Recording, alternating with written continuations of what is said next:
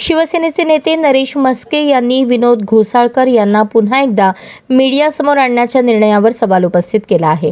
ज्यांच्यावर गंभीर आरोप झाले होते अशा व्यक्तींना पुन्हा माध्यमांसमोर आणण्यामागे काय हेतू आहे असा थेट प्रश्न त्यांनी केला। त्यांनी म्हटलं की लोकांच्या मनात विश्वास निर्माण करण्याऐवजी अशा गोष्टींमुळे संभ्रम निर्माण होतो। नरेश म्हस्के यांच्या या वक्तव्यामुळे राजकीय वर्तुळात चर्चा सुरू झाली आहे।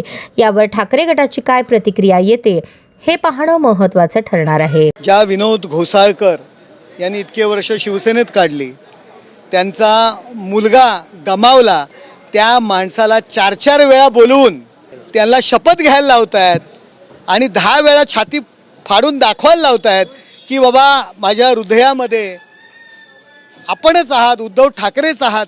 ही वेळ का आली? आज त्यांना पुन्हा मीडियासमोर का आणले? आता ते म्हणतात की त्यांना 4-4 वेळा फोन केले दोन्ही पक्षांनी। का फोन केले?